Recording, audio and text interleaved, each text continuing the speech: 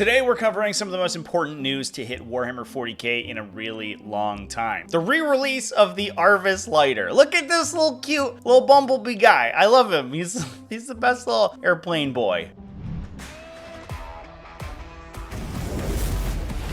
What's up, folks? Welcome back to TacticalTortoise. My name is Trevi, and today we're covering something very close to my heart. Some news about the re-release of the Tyranid Codex for 10th edition Warhammer 40k. Just now on Warhammer Community, we got a Sunday preview article talking about the release of the new Codex. First things first, we have a prospective release date. All of these Gribbly releases are available to pre-order on Saturday. That's going to be Saturday, September 2nd, which means that we'll most likely start to see previews and spoilers for the new Codex and the new abilities for the units therein, either towards the end of this coming week or at the beginning of next week. So it's an exciting time if you're a Warhammer 40k player, because not only are we going to see what the new Tyranid faction is going to look like, but also a preview of what we can expect from codexes. So let's talk exactly about what is in this codex. Now, this article talks about a lot of the new releases upcoming for Warhammer, the various Warhammer games over the next week or so, but we do have obviously this extended preview of the Tyranid Codex. It looks like the Codex itself is going to be a 120-page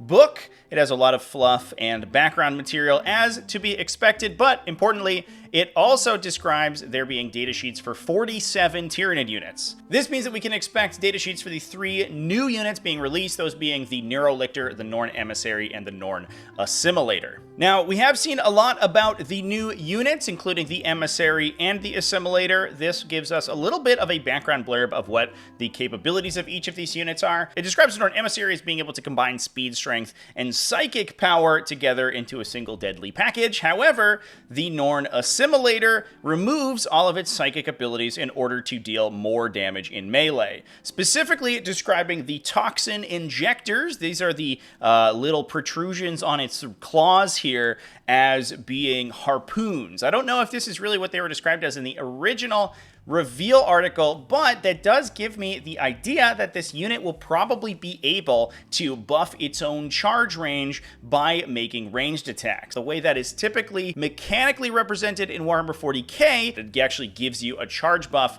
when going into the unit that you shoot at. So we've already seen this mechanic, and it's likely that's what we're going to be expecting out of this guy. Moving on, we also have these sculpts for the Death Leaper that we've already seen. The standard Lictor resculpt, which is absolutely gorgeous, as well as the Neurolictor. Not a lot of information here that we don't already know. The Neurolictor being a subspecies of Lictor that's relatively new and projects a psychic miasma that shatters the discipline of enemy troops. Now, it was originally described as also making the unit harder to be perceived, which seemed like it maybe granted some sort of lone operative effect to units around it, but it sounds like it might be a battle shock interaction the way this is being described. So we may see a little bit more interaction with the Tyranid army rule, assuming that that stays the same, making Shadow in the Warp more effective against units near the Neurolictor. Death Leaper also has a very similar effect, so we could see a very battle shock heavy build, especially out of the Vanguard detachment that we are going to be getting, that focuses very heavily on Lictors and allows the Death Leaper to act as your warlord. We also have obviously the update to Gene Stealers, and they do confirm that you'll actually get the full complement of Ymgarl Gene Stealer heads within the box. So not only are you stuck with only assembling a couple of them with the feeder tendrils, those used to be a weapon upgrade that you could give certain models in the unit. Back in the day, that was a couple editions ago, but now they are simply an aesthetic option that you can choose for your Gene Stealers. So you will be able to assemble them all with the wiggly tentacle face Cthulhu heads, which I think is cool, especially if you're building a Vanguard themed army. You can have Gene Stealers alongside Lictors, and all of them will have a similar aesthetic, which is great. The Termagants, they also describe a special weapon sprue being included within the box to go alongside the standard Termagant allotment of Flesh Borers and Devourers and Spine Fists. Now, these kits still come with a Ripper Swarm, which I think is funny. Maybe it's time to put the Ripper Swarm in its own box. It's weird that they come out of other kits, so you have to assemble several kits together to actually get a unit of Rippers. I guess it helps to fill out a kit of otherwise kind of cheap and not particularly complex infantry. The same goes for Hormigons. Obviously, the new Hormigon kit is absolutely gorgeous. They do look pretty spindly, but a huge upgrade from the previous edition of Hormigons. But again, we do come with a Ripper swarm inside that box. Now, moving on to the other resculpts that I think people are more excited about, the Biovore and the Biovore. Now, the Biovore has gone through such a massive aesthetic redesign that the question remains whether or not its function will be the same as in previous editions. And it looks like it is. We do get a little bit of a description of what the Biovore can do in the new Codex. And it still is described as being an indirect fire platform that's able to lob spore mines out of line of sight to enemies that are hiding away from the rest of the swarm. Given the fact that they are going to be physically a lot larger than the previous sculpts of both Biovores and Pyrovores, at least according to these photos, obviously the scale might be a little bit deceiving, as we've seen with some of these other Tyranid models. It's very hard to determine how big they are without seeing them next to anything, but it does look like they are physically much larger than the previous versions, and it would make sense for them to get at least a stat line bump to be commensurate with the increase in their physical size. Now, we can also see some previews of the pages here. A lot of it is fluff and background material, but we do see a pretty good size comparison between the Norn Emissary and a Space Marine Captain. Looks like the Norn Emissary is significantly larger than a Space Marine Captain, but it is on that 100mm base, I would assume.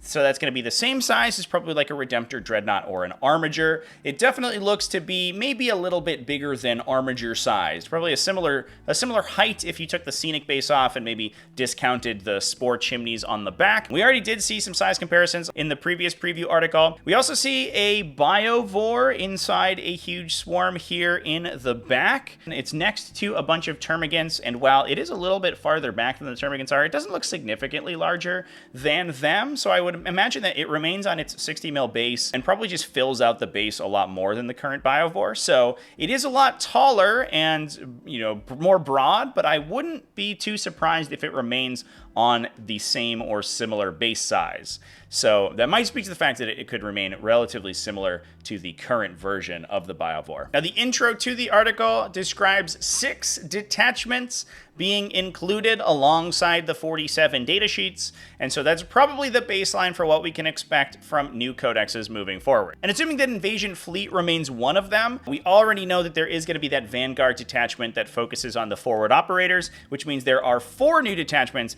that we haven't seen yet. Now, there is also going to be a re-release of the Tyranid datasheet cards. My heart goes out to anybody who shelled out for the index cards, but we were aware that they were going to be superseded within a couple months anyway. It does specify that the cards included in this set supersede the index cards that are online, and I imagine the ones that you will have purchased in the Tyranid index set. That says to me that we may see some mechanical updates to some units. I would expect a lot of the rules to remain the same, but I would not be surprised if there were some changes in there. It also describes all of the detachments being included as well. And with that, that's everything for Warhammer 40k in the article. Stay tuned. I'm going to be covering any and all news we get about the Tyranid Codex over the next 2 weeks as we move closer to the release date. Obviously, I've got a wild Tyranid bias, so it's very exciting to me. And I'm super excited to get more playstyles in Tyranids than the current one we have.